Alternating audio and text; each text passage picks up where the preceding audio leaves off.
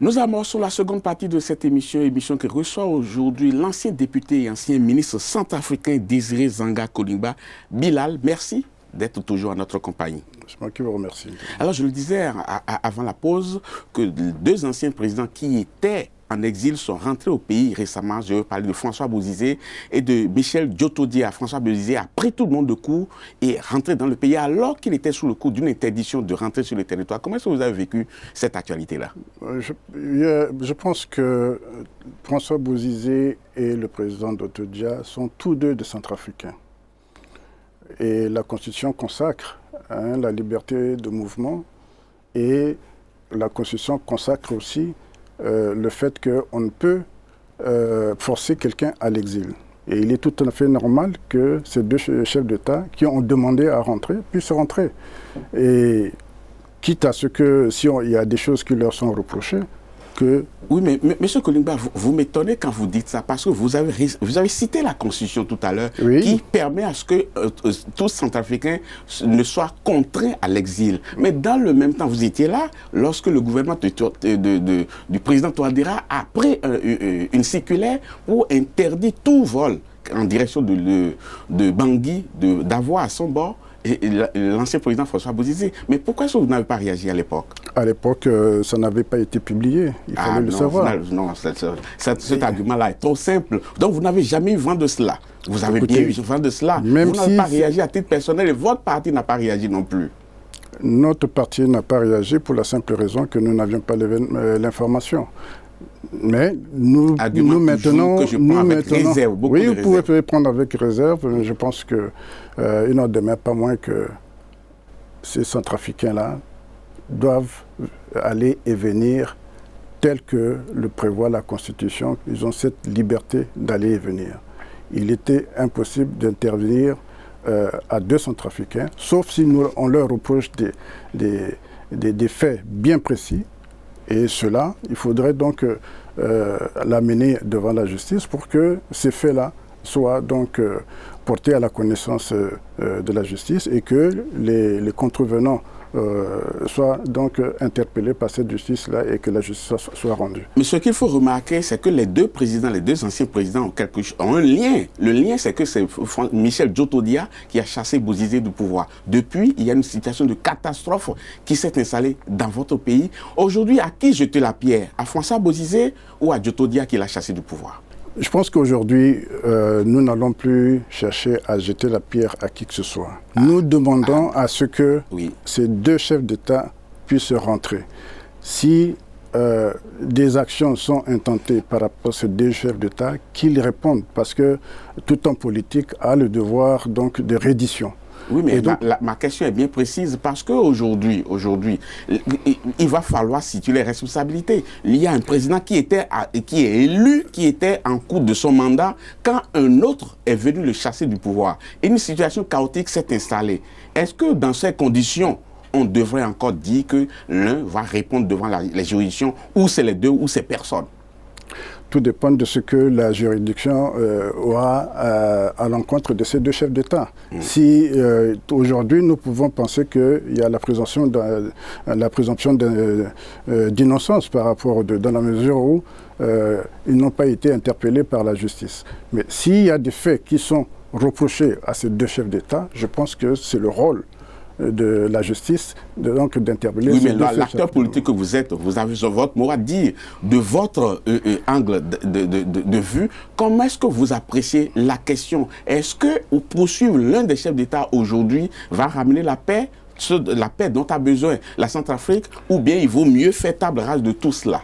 Je vous disais tout à l'heure que lorsque vous êtes un chef d'État, vous êtes un homme public, vous êtes un homme politique, vous avez le devoir de reddition. Vous avez pris l'engagement devant la population souveraine de respecter la Constitution. Oui. Si vous avez failli, vous devez rendre compte. Et seule la justice peut donc... Mais selon vous, il aurait failli où?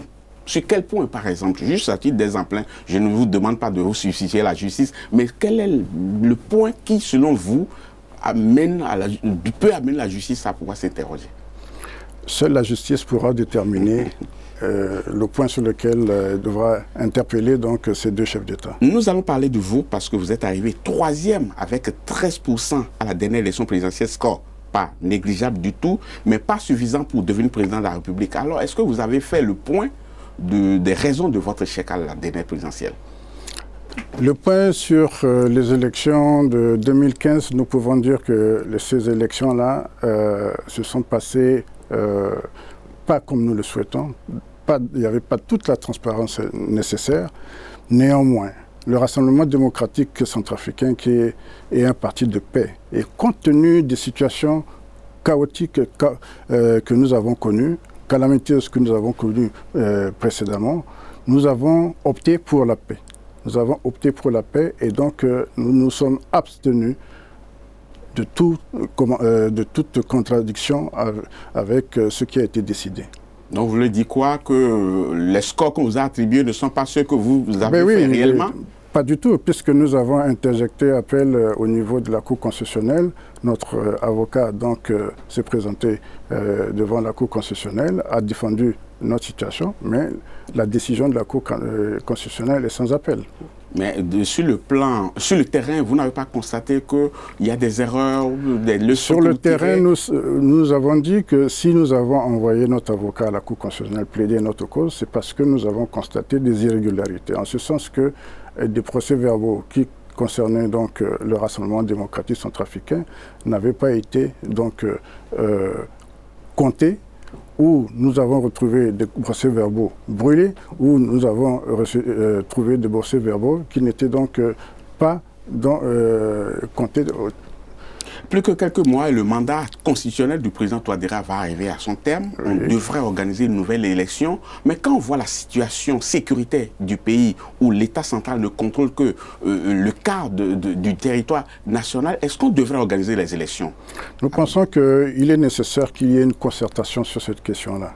Nous devons, tous les parties prenantes devraient donc se retrouver pour discuter de cette situation. Il est vrai que nous, à notre niveau, nous constatons que les exactions sur le terrain continuent d'être effectuées. Les bandes armées continuent donc d'opérer sur le terrain. Oui. Et certaines irrégularités que nous avons constatées en ce qui concerne, par exemple, l'arrêté pris par le Premier ministre pour créer un comité de suivi qui excluait encore à nouveau les partis politiques, parce que lorsqu'on crée un comité de suivi, il faudrait que toutes les parties prenantes soient donc dans ce comité. Ce sont des irrégularités qui ne favorisent pas à ce que ces élections-là puissent se tenir dans le temps que nous avons, sauf si nous avons une concertation avec toutes les parties prenantes pour discuter de tous les points. Donc je peux retenir aujourd'hui que votre parti ne souhaite pas que l'on organise les élections à bonne date dans ces conditions? Le parti souhaiterait avoir des élections transparentes, crédibles et justes. Ce qui n'est pas possible d'avoir dans ces conditions. Ce qui n'est pas possible pour le... Donc il faut repousser la date des élections, selon vous? Nous disons que, en autant qu'il y ait cette concertation. Oui, mais vous parlez de concertation. Pourquoi vous parlez de concertation étant donné que chacun y va avec son idée? Votre idée, c'est que l'on repousse la date, c'est ça? Nous disons qu'on ne peut ne pas repousser la date, puisque le président de la République lui-même dit que les élections se tiendront à la date échue. Oui, sauf qu'il ne vous donne pas les garanties. Les garanties n'y sont pas, mais oui. C'est pour cela que je dis qu'il faut une concertation pour que nous puissions relever les incongruités qui ne permettent pas donc de tenir des élections transparentes, justes et crédibles. Alors, s'il y a élection, comment se positionne votre parti? Notre parti a toujours été de toutes les compétitions électorales. Il peut arriver que vous souteniez quelqu'un d'autre cette fois-ci. Cela est de la décision du congrès du parti qui va avoir lieu. Donc vous ne savez pas encore si vous serez candidat ou pas? Nous voulons aller à ces élections-là, oui. Mais il revient au congrès du Rassemblement démocratique centrafricain qui a la primeur. Donc il est possible que le Rassemblement, votre parti, je ne peux préjuger de la décision du Congrès. Oui, mais c'est ce qu'on dit souvent. Vous-même, vous savez qu'à l'arrivée, c'est vous qui serez candidat. Dites-le directement. Il va falloir qu'on fasse table rase de ce petit détour-là pour dire les choses concrètement. Personne ne va vous le contester. Non, il est une chose d'avoir des ambitions, mais il est une chose aussi que le Congrès, qui est l'organe suprême du Rassemblement démocratique centrafricain, puisse décider, il peut en décider autrement. Mais si votre parti vous choisissez, qu'est-ce qui prouve que vous allez faire mieux cette fois-ci? Vous-même, vous avez dit que nous avons eu 13% aux dernières élections. Oui. Vous savez que n'est pas suffisant. Vous savez qu'il y a eu des fraudes. Alors, je pense que si notre parti assurait la sécurisation de ces résultats, nous sommes fondés de dire que nous gagnerons les élections. Donc, c'est comme ça que ça va se passer. Vous serez candidat, mais vous allez mettre l'accent sur... J'ai dit que j'ai des ambitions de me porter candidat. Candidat à la candidature. Le Congrès est l'organe suprême du parti qui décidera de cette candidature ou d'une autre. Oui, mais le parti se prépare à aller aux élections. Oui, mais que la situation du pays que vous avez décrit tout à l'heure n'amène personne à vouloir quand même gouverner ce pays-là. Vous, qu'est-ce qui vous amène à vouloir gouverner ce pays? Un pays qui est en lambeaux comme ça, un pays où la situation sécuritaire n'est pas du tout bonne, un pays où l'État central ne contrôle que le quart du territoire national. Qu'est-ce qui vous amène à vouloir gouverner un pays comme ça? Je suis centrafricain. Oui. Et il est du devoir de tous centrafricains d'aider à trouver une solution de sortie de cette crise-là. Et tout un centrafricain est interpellé. Et je suis aussi interpellé. Vous êtes aussi interpellé, mais il y a une question quand même qui me brûle les lèvres. Est-ce que vous avez déjà pensé à l'entreprise qui va gérer votre communication pour cette élection-là, si vous étiez candidat? Parce que l'entreprise que vous aviez choisie l'autre fois, ça ne s'est pas bien passé. Vous êtes retrouvé devant les tribunaux. Oui, c'est la prochaine fois, ce sera le parti qui décidera du cabinet qui se chargera de la communication. Oui, mais l'autre fois, qu'est-ce qui s'est passé concrètement? Vous avez été naïf ou bien vous avez été dupé?